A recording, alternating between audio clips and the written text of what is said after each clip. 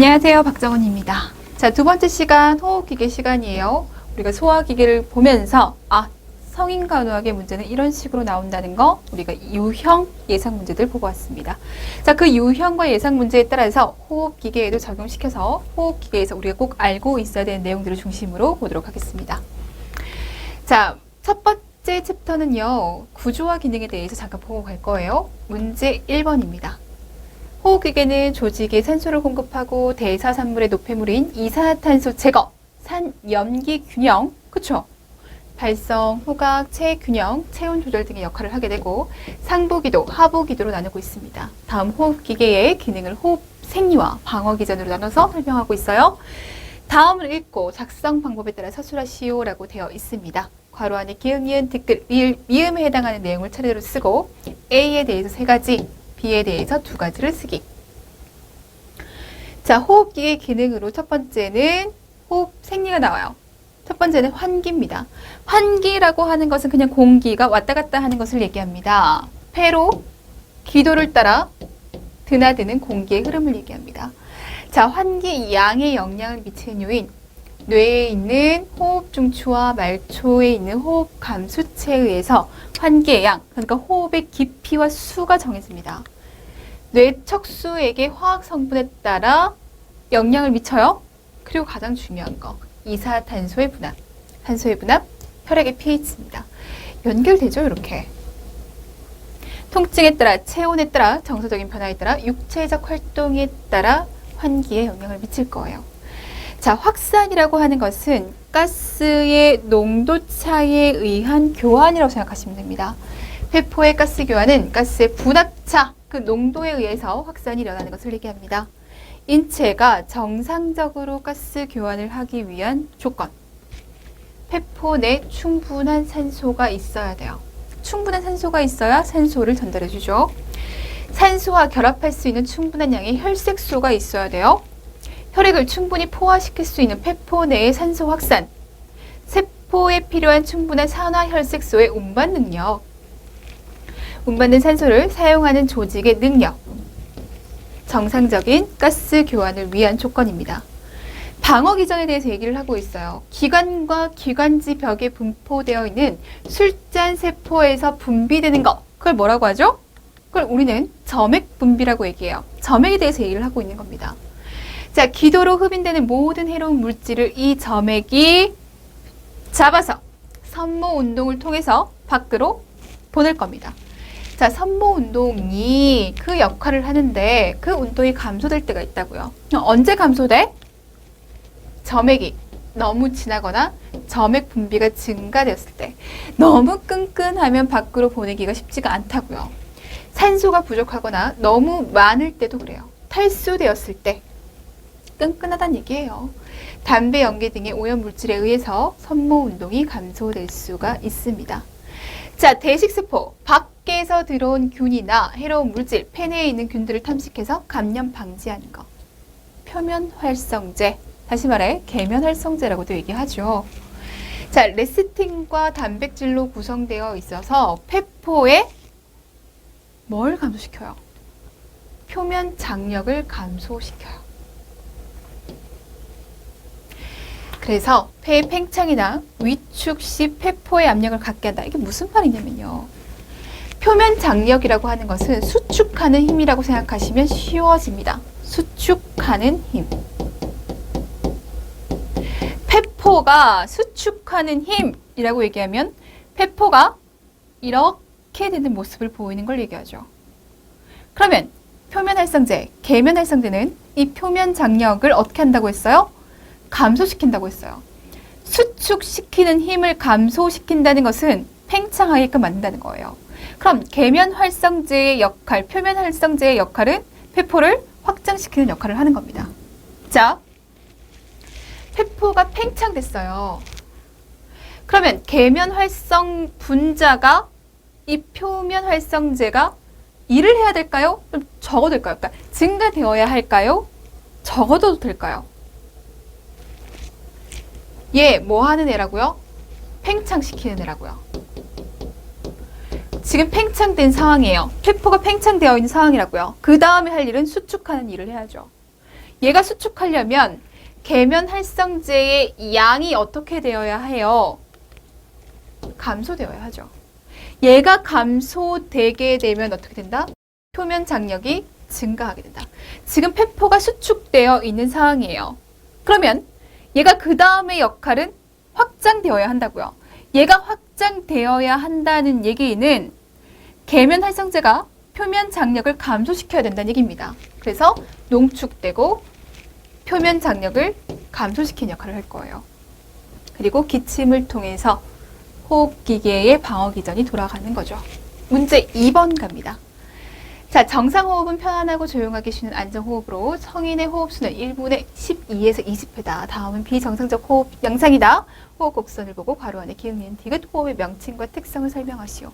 우리가 건강차정에서 한번 봤던 얘기예요. 안정호흡, 빈호흡, 느린호흡, 과다호흡 뭐 요 정도 봐주시고요. 자, 요 부분 무호흡. 그리고 기억 봐요. 깊이가 좀 그다지 크게 변화가 없죠. 3번, 한 4번 정도의 호흡 후에 무호흡이 보여요. 이걸 뭐라고 얘기해요? 비오트호흡이라고 얘기했죠. 우리가 건강사정에서 어떻게 얘기했냐면 정상호흡이 있은 다음에 정상호흡이 한 3번에서 4번 정도 있은 다음에 무호흡이 있고 이 주기가 반복된다라고 얘기를 했어요. 근데 더욱더 정확하게 얘기를 하자면 자, 이 깊이가 좀 비슷해 보여서 정상호흡이라고 얘기도 하지만 사실 정확하게 얘기하면 정상호흡이 아니에요. 그렇다고 규칙성을 가진 리드미컬한 그런 모습도 아니에요.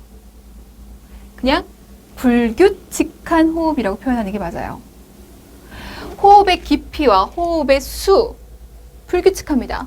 그렇게 불규칙한 호흡이 있다가 그 다음에 무호흡이 있고 그리고 불규칙한 호흡이 있다가 무호흡이 있고 이게 비오트 호흡이에요.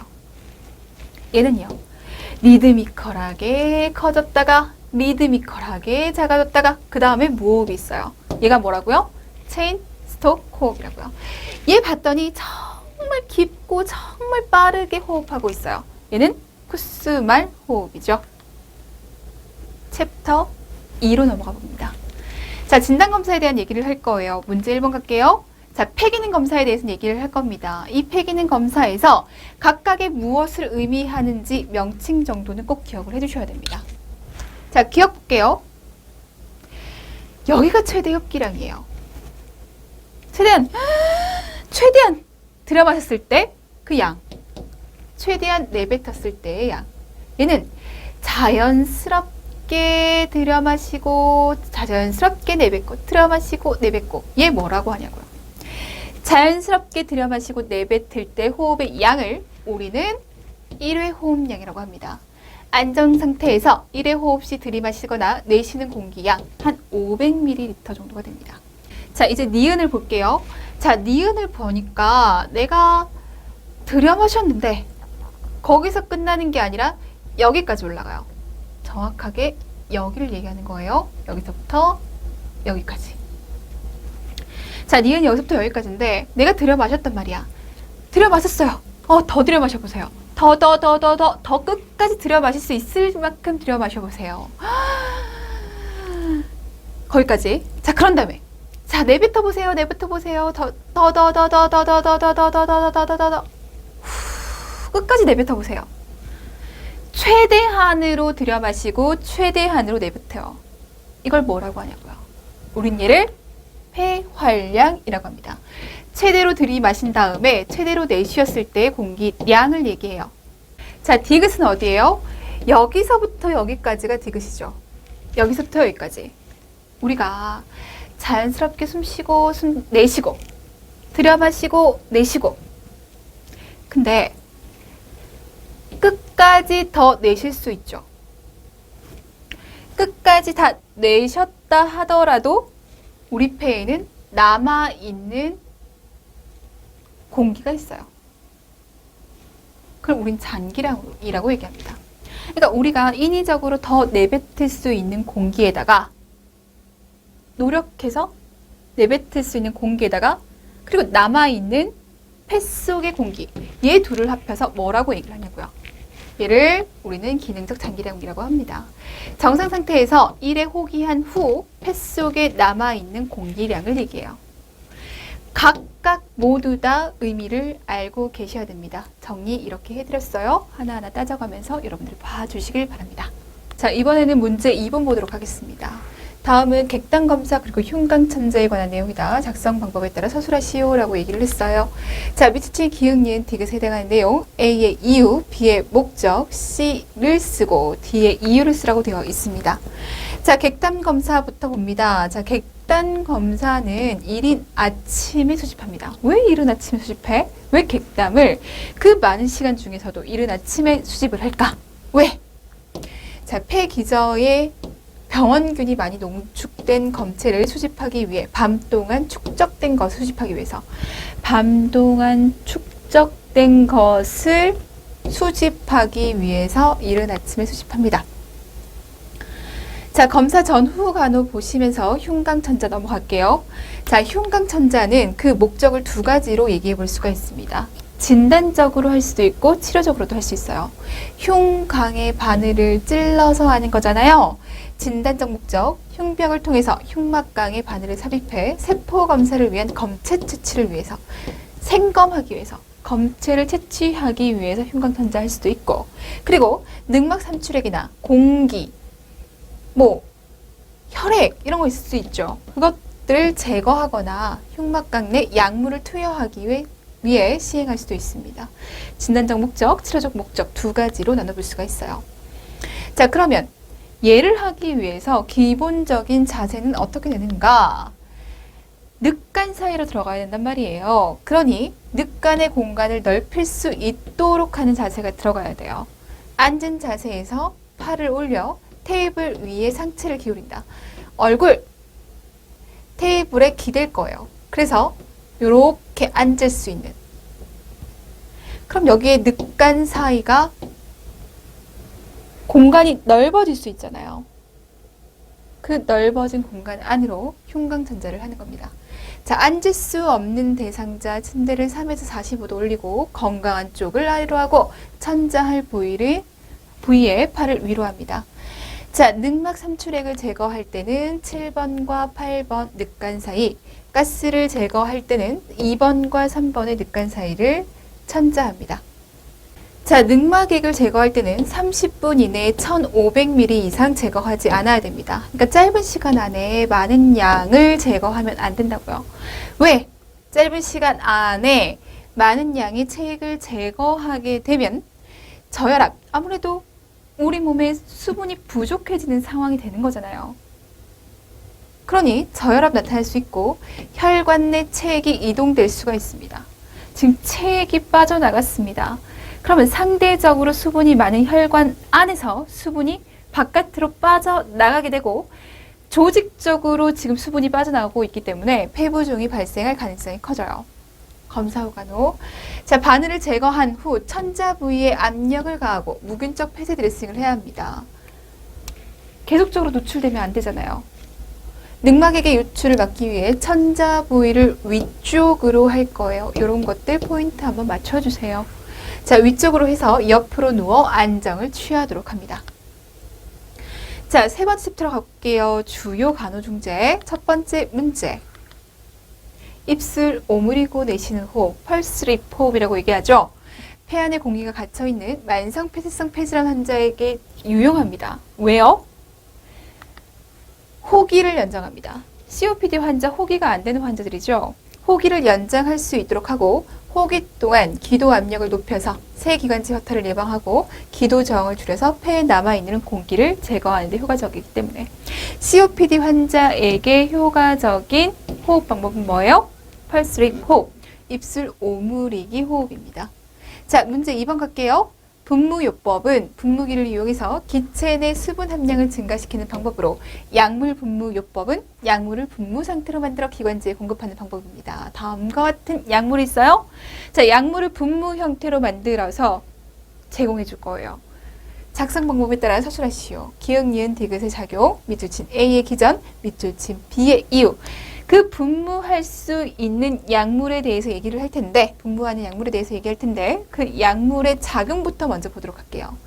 자, 베타2 작용제입니다. 베타2 작용제를 주는 이유, 그 작용은 기관지 평활근을 이완시킬 겁니다. 기관지를 확장시킬 거예요. 훨씬 더 호흡이 편안하게 될 겁니다.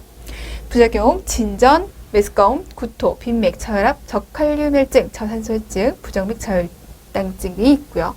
천식 치료에 우선적으로 사용합니다. 천식 중요한 질환이에요? 아니에요? 굉장히 중요한 질환이죠. 굉장히 중요한 질환에서 중심적으로 사용되고 있어요. 무조건 알고 계셔야 되는 약물입니다. 자, 부교감 신경 차단해 줍니다. 왜요? 기관지 경련 예방하고 점액 생산을 감소할 수 있어요. 자, 부작용, 그리고 폐기종, 만성기관지염, 만성천식, 안정된 천식 치료에 우선적으로 사용할 수 있어요. 아트로반, 스테로이드 제제 줄 수 있습니다. 항염 반응을 나타내고 기도 부종을 감소시키는데 항염 반응이 나타나게끔 하는 기전에 대해서 설명해 보래요. 자, 인지질 용해제의 작용을 억제해서 세포막으로부터 프로스타글란딘과 류코트리엔의 전구 물질인 아라키돈산이 생성되는 것을 방해합니다. 즉, 염증 관련 물질의 생성 억제를 통해서 항염증 효과를 나타내요. 항염증 효과를 나타내기 위해서 염증과 관련된 물질을 만들지 못하도록 하는 거죠.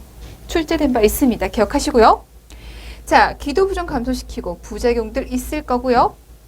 안정된 천식 치료에 사용하고 주의점.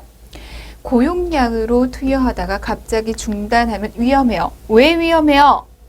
자, 스테로이드 금단 증후군이 있습니다. 드물지만 관절통, 근육통, 피로감, 두통, 감정변화, 소화기계 증상이 나타날 수 있기 때문이죠. 자, 비만세포 안정제. 비만세포 안정제 왜 들어가는가? 그 작용에 대해서 얘기를 해요. 자, 이 물질에 대한 면역체계 반응을 감소시키는 비만세포막을 강화시킨다. 우리가 천식과 관련해서 병태생리 기전을 확실하게 이해해야 되죠. 그 병태생리 기전을 이해할 때 비만세포에 대한 얘기도 해줘야 되죠. 그 비만세포를 안정시키는 약물입니다. 이 물질에 대한 면역체계 반응을 감소시키기 위해 준다. 기침, 기관지 경련, 알러지와 천식 치료에 사용합니다. 여기 있는 약물들, 작용들, 부작용들 어디에 사용하는지 대표적인 약물들 기억해 주셔야겠습니다. 자, 챕터 4로 넘어갑니다. 감염성 장애 대상자 간호예요. 문제 1번. 비염. 비염에 대한 얘기를 합니다. 자, 비염과 관련된 건강 문제를 상담하기 위해서 두 학생이 보건실을 방문했어요. 상담 대화를 읽고 작성 방법에 따라 서술하시오. 자, 작성 방법. 괄호 안에 기흥, 니은, 디귿에 해당하는 내용. 밑줄 친 A에 대해서 3가지 이상 쓰기. 자, B 학생 봐요. A는 자기가 비염이라고 하는데 저도 비염이거든요. 그런데 A는 저랑 다릅니다. 서로 비염이라고 얘기를 하고 있는데 그 비염의 증상, 양상을 봤더니 좀 다릅니다. 다를 수 있어. 비염은 코 점막의 염증을 말하는 건데 원인에 따라 2가지로 나눌 수 있어. A는 어때? 코랑 목이 간질거리면서 재채기가 나고 콧물도 나고 열이 나요. 그렇구나. 혹시 꽃가루가 날릴 때나 특이한 환경에서 그런 거니? 그렇진 않대요. 확실하게 보여요? 그냥 콧물이 나고 코가 막히고 열도 좀 나고 그래요. 감기 증상이 나타납니다. 선생님, 제가 그래요. 꼭 봄이나 가을에 갑자기 콧물이 나고 재채기가 나고 냄새를 잘 못 맡겠고 그래요. 그러니까 특이한 환경, 그 환경에서 이러한 증상이 나타나요 라고 B가 얘기합니다.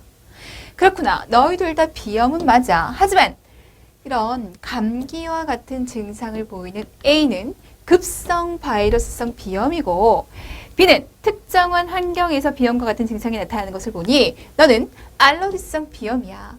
A는 휴식을 취하고 잘 먹고 열이 나면 해열제 치료할 수 있고 B는 그 원인이 되는 것을 찾아서 그 원인을 피하는 것이 가장 중요하단다. B는 가장 일반적인 검사로 라고 얘기했어요. 알러지성 비염이에요. 알러지와 관련이 되어 있어. 그러면 어떤 검사를 할 수 있을까? 알러지와 관련된 반응이 나타나는 것이니 이런 반응을 나타내게끔 하는 이뮤노글로불린 이 항체에 대한 검사를 하면 됩니다. 자, 피하 검사를 해볼 수 있단다. 자, 비염을 가지고 있는 사람의 관리 방법은 이라고 얘기를 합니다. 자, 휴식 취하기, 수분 섭취 잘하기, 약물 잘 투여하고 감염이 퍼지는 것을 예방해야 합니다. 양쪽 비공이 열려있는 상태에서 코를 풀어 염증성 물질이 유스타키오관으로 퍼지지 않도록 하고, 기침과 재채기를 할 때는 휴지로 입을 가리고, 가능한 사람이 많이 모이는 곳이나 알러지원에 노출되는 것을 피하고, 손을 자주 씻을 때 기침이나 재채기 후에는 반드시 손 씻고, 고열, 심한 흉통, 귀통증이 2주 이상 지속되거나 감기가 재발하면 병원 치료를 받도록 합니다. 문제 2번으로 가보죠. 편도에 대해서 얘기를 하고 있습니다. 자, 편도는 인두 점막 속의 림프 조직으로 점막의 표면을 방어하기 위해서 항체를 분비합니다. 자, 편도염은 편도에 염증이 생기는 것을 말하게 되죠. 그리고 조직이 비대합니다. 다음 물음에 답하시오. 편도절제술에 대한 얘기를 할 거예요. 편도절제술 기억하셔야 됩니다. 자, 편도절제술, 편도가 부었다고 해서 누구나 다 절제술 하는 거 아니죠? 누가 하냐 이 말이죠. 재발성 삼출성 중이염과 동반된 아데노이드 비대증일 때, 비강기도가 폐색될 때, 수면 무호흡증이 나타날 때, 재발성 편도염, 편도비대로 인한 치아 부정교합, 안면 발달의 장애가 나타날 때, 편도주의 농양 등 합병증이 동반되고 편도 악성 종양이 의심될 때 편도절제술을 합니다. 자, 편도절제술의 가장 큰 합병증은 뭐예요? 출혈이에요. 출혈과 관련되어 있는 간호에 대해서 기억을 하셔야 됩니다. 수술 후 흔히 발생할 수 있는 합병증 출혈, 목 뒤를 자주 검사하고 활력 지물을 주의 깊게 사정해야 됩니다. 다량의 출혈, 맥박 상승, 혈압 하강, 출혈과 관련되어 있죠. 창백함, 토열 등이 있는지 확인하고요. 대상자가 의식이 있을 때 자주 삼키는 동작, 뭘 삼키는 거예요? 출혈된 혈액을 삼키는 겁니다. 목으로 흐르는 느낌이 있는지를 확인하고 목소리 사용이나 기침을 자제하고, 지금 편도의 절제입니다. 그러면 그 부위에 자극이 가게 하면 안 되죠. 자제하고 수술 부위에 얼음 칼라 대줘서 출혈을 예방합니다. 냉 적용하는 거예요. 기침, 코 세게 풀기, 격렬한 운동, 무거운 물 들기, 이렇게 압력을 주는 부분, 수술 부위에 압력을 줄 수 있는 행위는 출혈을 유발할 수 있기 때문에 피하도록 교육해야 합니다. 자, 편도선 절제술 한 다음에 음식을 섭취하는데 주의해야겠다. 편도가 어디 있는지 생각해봐요. 첫 번째, 유제품이 들어있는 식품 안 먹는 게 좋겠어요. 왜? 점막에 들러붙어 점액 제거를 어렵게 하기 때문에 자극이 있는 거 피하면 좋겠어요. 오렌지 주스, 토마토 주스, 포도 주스. 거친 음식, 양념이 강한 음식 자극되니까 피해주고, 뜨거운 음식 마찬가지로 자극되면서 통증 유발할 수 있어요. 피해주는 게 좋아요. 빨대, 이렇게 빨아들이는 것이 압력을 줍니다. 압력을 상승시키기 때문에 사용하지 않는 것이 좋겠어요. 그러니까 얘도 마찬가지로 어쩌면 출혈과 관련이 되어 있는 거예요. 자극 주지 말고, 압력 주지 말고 음식을 먹을 수 있도록 해야겠습니다. 문제 3번이에요. 기관지가 영구적으로 확장되는 폐질환인 기관지 확장증에 대한 얘기입니다. 다음 물음에 답하시오. 자, 기관지 확장증의 발생 원인은 대부분 기관지 감염으로 발생합니다. 그럼 이 기관지 감염을 발생시키는 주 원인 두 가지가 뭐냐고 물어봤습니다. 첫 번째는요, 아데노바이러스. 두 번째는 인플루엔자 바이러스입니다. 이 두 가지로 인해서 기관지 확장증이 발생할 수 있다. 자, 두 번째, 다음은 기관지 확장증의 병태생리입니다. 괄호 안에 기응윤 디귿에 해당한 내용을 차례대로 쓰시오. 병태생리는 언제나 기억해 둬야겠죠. 기관지 감염으로 기관지 확장증이 생긴다라고 했잖아요. 이 기관지 감염으로 어떻게 기관지 확장증이 생기는지 그 중간 과정을 보자고요. 기관지가 감염되게 되면 기관지 벽이 파괴되게 되고 기관지 점막에 섬모의 방어 기전이 생성되게 됩니다. 주머니와 같이 변화된 기관지의 점액과 농이 고이게 돼요. 점액과 농이 고이게 되면서 그 부위의 감염은 더욱더 진행될 겁니다. 자, 감염이 더욱 진행되면서 기관지가 확장되는 거예요. 그러니까 감염으로 기관지 벽이 파괴되고 기관지 벽에 파괴가 되니까 점막에 손상이 오게 되면서 선모가 잘 활동하지 못하게 되고 선모가 제대로 기능을 하지 못하게 되니까 그 부분에 점액이 계속적으로 고여 있을 거고 농이 형성될 거고 그럼 그 부분의 감염은 진행될 거고 진행되니까 뭐가 생겨난다? 기관지 확장증이 생겨난다. 기관지 확장증의 특징적인 임상 증상은 객담이 동반된 지속적이고 반복적인 기침을 하는 겁니다. 이 객담의 특징을 얘기하세요 라고 얘기했어요. 기관지 확장증의 객담의 특징. 다량의 3개층의 객담입니다. 문제 4번. 자, 폐렴은 폐실질의 급성염증이 발생한 것으로 항생제의 발달로 치료가 가능해졌음에도 불구하고 폐렴으로 인한 사망률이 높아 감염 질환의 주요 사망 원인이 되고 있습니다. 다음은 폐렴의 임상적인 징후입니다. 내용 중 잘못된 내용 3가지를 찾아 바르게 고쳐 쓰시오 라고 되어 있어요. 폐렴의 전형적인 임상적 징후. 첫 번째, 서서히 증가하는 체온이다. 폐렴이에요. 염증 반응이기 때문에 열이 반드시 날 겁니다. 열이 반드시 나는데 이 열에 대한 특징이 있어요. 이 열이 서서히 상승하는 것이 아니라 갑작스럽게 시작됩니다. 폐렴, 화농성 객담을 동반한 기침이 나타나고요. 다량의 거품이 있는 분홍색 객담? 아니죠. 얘는요. 녹슨 쇠빛 객담이라고 하는 특징이 있어요. 호흡수 20회분 이상, 숨쉬기 힘들 거예요. 심박동수 100회 이상, 숨 잘 못 쉬니까 그로 인한 반응으로 나타날 겁니다. 청진시 악설음, 진동음이 감소한다. 자, 폐에 농이 차죠. 폐에 농이 차게 되면 진동음은 어떻게 돼요? 증가하게 됩니다. 자, 피곤, 근육통, 두통, 메스꺼움, 흉부 불편감 생겨날 거예요. 자, 폐렴의 확진 증상이에요. 뭐가 있는지 봐주시면서 청진했을 때 들리는 소리까지 확인해보고 넘어가도록 합니다. 자, 문제 5번입니다. 다음은 보건교사가 고등학생을 대상으로 작성한 폐결핵의 예방 교육자료입니다. 작성 방법에 따라 서술하시오라고 되어 있어요.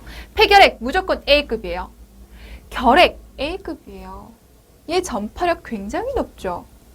얘 걸리면요. 치명적이에요.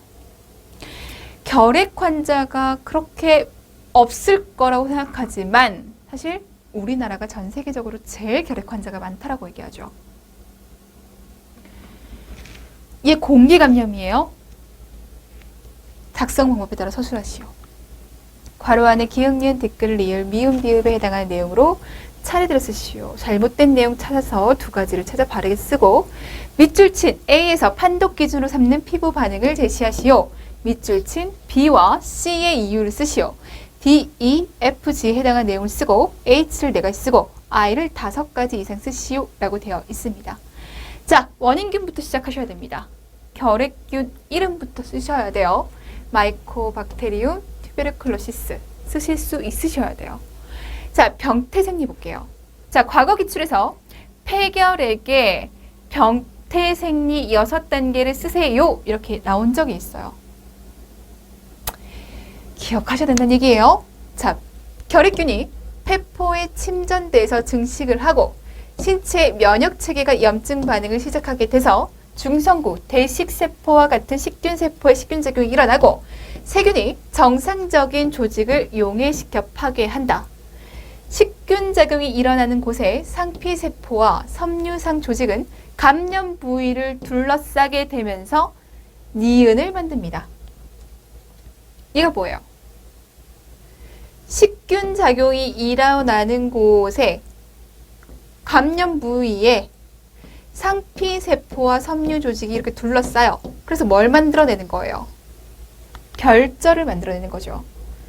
자, 결절을 만들어내고 결절 중앙부에는 세균과 대식세포와 같은 물질이 괴사해서 치즈 덩어리와 같은 걸락성 괴사 조직이 동반됩니다. 이것을 우리는 걸락화라고 얘기를 해요. 자, 괴사 부위는 주변에 섬유화가 거의 없기 때문에 불규칙한 형태가 나타나거나 뚜렷한 섬유 피막에 둘러싸인 원형의 결핵종을 형성하기도 합니다. 많은 얘기, 걸락 물질은 벽으로 쌓여 있어 X선 촬영에서 소결절로 보이게 돼요. 좋아요. 걸락 소결절은 염증 부위로서 여기서 백혈구는 결핵균을 계속적으로 포식을 할 겁니다. 좋습니다. 자, 소결절 중심에 있는 걸락 물질은 부드러워지고 액화되어집니다. 액화 단계죠. 기관지와 연결되면 기도로 들어가 이 액화된 물질이 객담으로 배출되게 됩니다. 얘는 매우 감염성이 높죠. 액화된 물질이 소결절에서 배농된 후 공기가 찬 낭이 나타납니다. 얘를 뭐라고 얘기해요? 공동이라고 얘기를 합니다. 자, 공동은 항결핵제의 통과가 어려워. 자, 내성이 잘 생기고 혈액 공급이 차단되기 때문에 호기성 결핵균이 잘 자라나고 세균 감염이 잘 됩니다. 다 맞는 얘기예요. 미음, 활동성 염증이 가라앉고 염증성 산물은 용해돼서 흡수되거나 상흔이나 미음을 만들어내요. 뭘 만들어내요? 섬유화를 만들어내요. 이 섬유화된 부위에 칼슘이 침착되게 되면 뭐가 되는 거예요? 석회화가 되는 거예요. 자, 병태 생리적 기전을 꼭 이해해 주셔야 됩니다. 진단검사 무조건 A급, 무조건 A급 출제된 바 있습니다. 자, 세 가지의 검사로 진단할 수 있어요. 첫 번째 PPD, 두 번째 X선 검사, 세 번째 객단 검사. 자, PPD 검사. 검사 소견 12시간에서 24시간 뒤 주사 부위의 반응을 본다. PPD 검사, 이거 피부 반응 검사 보는 거잖아요. 피부 반응 검사를 보니까 주사 부위 반응을 보는 거 맞아요. 근데 12시간에서 24시간 뒤에 봐요. 48에서 72시간 뒤에 주사 부위를 봐요. 자, PPD 검사에서 양성이라고 얘기를 할 수 있으려면 그 진단 기준은 어떻게 되냐고요. PPD 검사에서 양성이라고 얘기할 수 있으려면 경결이 10mm 이상이어야 돼요. 포인트 잡으셔야 되죠. 결핵에 이미 노출되어 있어 항체가 있다는 것을 의미합니다. 자, 결핵에 노출된 적이 있어. 얘가 포인트예요. 자, BCG 백신을 맞은 적이 있으면 결핵 항체가 있기 때문에 얘 양성이에요. 그러니까 걸려있지 않다 하더라도, 결핵에 걸렸지 않더라도 PPD에서 양성이 나타날 수 있다는 겁니다. 그러면 내가 안 걸렸음에도 불구하고 PPD에서 양성이 나온다는 것은 얘는 확진 검사가 절대적으로 아니라는 거죠. 자, 흉부 X선 검사예요. 결핵에 평변, 공동, 침윤이 있는지를 확인해낼 거예요. 자, 결절을 통한 결핵 확진이라고 얘기를 했어요. PPD 양성 대상자의 결핵 진단을 위해서 합니다. 그러니까 스크리닝 검사처럼 했단 말이에요. 그 다음에 얘를 X선 검사할 거예요. 이 X선 검사를 통해서 얘를 확진합니다. 라고 하면 큰일이죠. 얘 역시 확진 검사 절대 아니에요. 자, 결절을 통한 결핵 확진 절대 아닙니다. 확진할 수 없어요. 자, 그러면 결핵 확진 검사는 뭘 통해서만 할 수 있어요? 무조건 객단 검사입니다. 무조건 객단 검사를 통해서만 확진 가능해요. 확진 검사 아니에요? 확진 검사 아니에요. 확진 검사예요. 3개의 객단 표본에서 AFB 검사에서 양성이다. 그러니까 객단 검사 해봤더니 거기서 결핵균이 나왔어! 그럼 얘는 빼도 박도 못하고 그냥 결핵이죠. 확진이에요. 자, 치료 약물요법입니다. 무조건 A급이에요. 정말 잘해주셔야 되죠.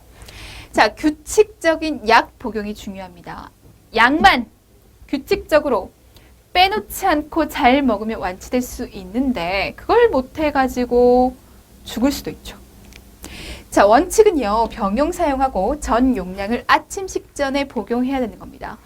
자, 그러면 우리 대상자에게 왜 이 몇 가지의 약물을 한꺼번에 먹어야 되는 건지, 이 많은 약을 왜 아침 식전에 공복에 먹어야 되는지를 설명할 수 있어야 되죠. 자, 병용 사용하는 이유는 복합 약물을 사용할 경우에 약물 간의 상승작용이 있으면서 내성 발생을 예방할 수 있어요. 상승작용, 내성 예방. 포인트. 전 용량을 아침 식전 공복에 투여하는 이유는 구강으로 약물 투여 1시간 후에 주사약을 투여하면 자, 약의 농도가 동시에 최고점에 도달할 수 있어 더욱 좋다. 얘는 참고사항이고요. 진짜 답은 이거죠. 공복에 투여하게 되면 농도를 빡 올릴 수 있어서 효과가 너무 좋아 이거예요. 상승작용이 있으면서 내성이 안 생겨. 효과가 너무 좋아. 왜? 농도가 한 번에 최고치까지 올라갈 수 있거든. 이렇게 설명할 수 있어요. 둘 다 기억하셔야 됩니다. 항결핵 약물이에요. 1차 약물이 있고요. 2차 약물이 있는데 우리가 그래도 꼭꼭 기억해야 되는 부분은 1차 약물이에요. 1차 약물의 종류 그리고요. 부작용을 꼭 기억하셔야 됩니다. 자, 1차 약물 첫 번째는 아이소니아자이드, 아이네라고 부르는 거. 부작용이 뭐예요? 간독성, 말초신경염, 피부 과민 반응입니다. 자, 에탄부톨, 얘는요. 시신경염 나타날 수 있어요. 그러니까 시각에 대해서 계속적으로 검사해 볼 필요가 있습니다. 간독성이 있으면서 피부 과민 반응이 있으면서 혈소판 감소증이 있고 위장장애 나타날 수 있고 얘가 또 힌트가 되죠. 분비물과 소변이 오렌지색으로 변할 수가 있습니다. 이것과 관련되어 있는 약물은 리판핀입니다. 리판핀 자체가 오렌지 색깔이에요. 그래서 이 오렌지 색깔 약물을 먹게 되면 그 후에 우리 몸 체액이 분비물, 소변이 붉게 보이는 거예요. 마치 우리가 비타민 먹으면 노란색 소변 볼 수 있는 것처럼. 근데 환자 입장에서 이게 정상 반응임에도 불구하고 몰랐어. 근데 갑자기 소변색이 붉게 나와. 얼마나 놀랄 거예요. 교육 내용입니다. 자, 피라지나마이드. 얘는 어떠한 부작용을 가지고 있는가? 간독성, 관절통, 위장장애, 요산혈증, 그리고 피부 발진의 문제가 있습니다. 자, 2차 약물 중에서는 스트립토마이신 기억하셔야 돼요. 자, 스트립토마이신은 8번 뇌신경 손상이에요. 자, 8번 뇌신경은 뭐 하는 애예요? 청각과 관련되어 있는 애예요. 신장장애 나타날 수 있습니다. 그러니까 청각과 관련해서 계속적으로 관찰하고 검사하고 신장장애 나타날 수 있으니까 계속 신기능 검사를 해야 되는 겁니다. 꼭 기억하셔야 돼요. 자, 아이나의 예방적 투약 요법이에요. 아이소니아자이드를 통해서 예방적으로 투약합니다. 아이소니아자이드로 예방적 투약한다. 아니, 뭘 예방한다는 얘긴데 지금 자체로 활동성 결핵이라고는 할 수 없지만 발전 가능성이 있기 때문에 예방적으로 미리 먹는 거예요. 예방하기 위해서 먹는 거예요. 자, 활동성 결핵은 아니지만 결핵균에 노출된 경우 활동성 결핵으로 발전하는 것을 막기 위해서 아이소니아자이드, 아이나를 6에서 9개월간 매일 투여합니다. 사실 쉽지 않아요. 6에서 9개월 동안 매일 같은 시간에 빠지지 않고 챙겨 먹는다는 게 쉽지 않습니다. 하지만 하셔야죠. 자, 다음과 같은 경우 튜베르클린 양성 반응을 보이면 나이에 상관없이 예방 치료를 할 겁니다. HIV에 감염됐거나 의심되는 사람, 새로이 진단받은 감염력이 있는 결핵 환자와의 접촉자, 최근에 튜베르클린 양성 반응자, 결핵 감염의 위험도가 증가하는 질병이 있는 환자인 경우에는 예방적 치료로서 아이나를 6에서 9개월간 먹게 됩니다. 전파 방지를 위한 활동성 환자 교육 역시 기억하셔야 되죠. 얘가 공기 감염이라고 했어요. 공기 감염이라고 하는 것은 결핵균이 밖으로 나와서 공기 중에 둥둥둥둥둥 떠다니다가 그 사람한테 들어가는 거예요. 비말은 이게 멀리 가봤자 2m거든요. 근데 얘는 공기 감염이기 때문에 더 멀리 나갑니다. 그러니까 훨씬 더 다른 사람에게 전파력이 크다는 얘기예요. 같은 공간에 있었다는 이유만으로도 걸릴 수 있다는 얘기. 내가 그냥 그 지하철을 탔는데 거기 활동성 결핵 환자가 있었어. 그럼 나 걸릴 수 있다는 얘기. 이 결핵에 걸린 사람이 그냥 결핵도 아니고 슈퍼 결핵, 다제내성 결핵이야. 근데 이 사람이 전파시킬 수 있는 전염력이 있었어. 나는 같은 공간에 있다는 그 사실만으로도 슈퍼 결핵, 다제내성 결핵 걸릴 수 있다고요. 그렇기 때문에 전파 방지를 위해서 약 먹는 거, 전파 방지를 위해서 대상자를 교육하는 거 굉장히 중요한 얘기입니다. 자, 전파 방지를 위한 활동성 환자 교육. 결핵은 감염성이지만 처방된 약물을 정확하게 먹으면 완치되거나 질병 과정을 멈출 수 있습니다. 처방된 약물을 정확하게 먹으면 2주만 제대로 먹어도 전파력은 사라지죠. 그래서 격리 기간은 2주, 학교 등교 중지 기간은 약 먹고 2주까지예요.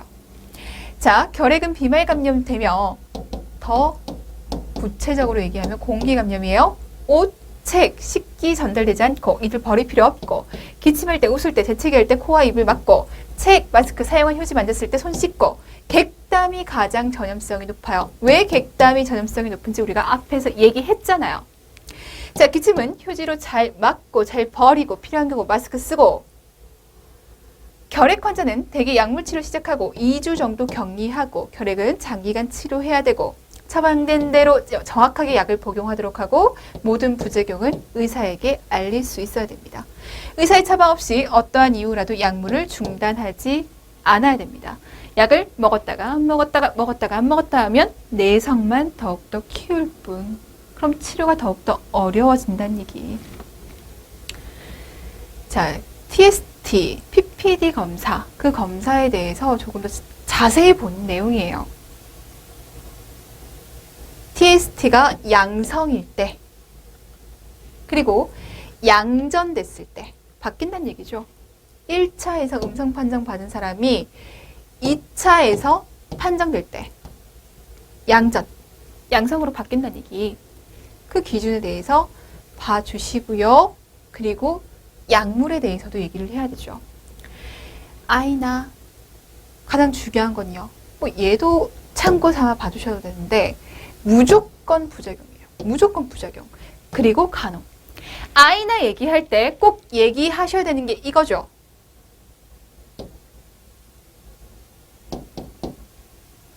아이나로 인해서 부작용이 생길 수 있어요. 그 부작용을 예방하기 위해서 피리독신 줄 수 있다는 거 기억하셔야 돼요. 얘까지 기억하셔야 돼요. 얘도 같이 기억할게요. 자, 페니토인과 같이 복용할 때 페니토인에 대한 독성 반응 나타날 수 있기 때문에 주의해야 된다. 이것도 기억하셔야 돼요. 리판핀, 에탄부톨, 그 다음에 피라지나마이드 2차 약물들 부작용 간호까지 보고 가셔야겠습니다. 2차 약물보다 훨씬 더 중요한 것은 1차 약물이에요. 챕터 5로 가도록 하겠습니다.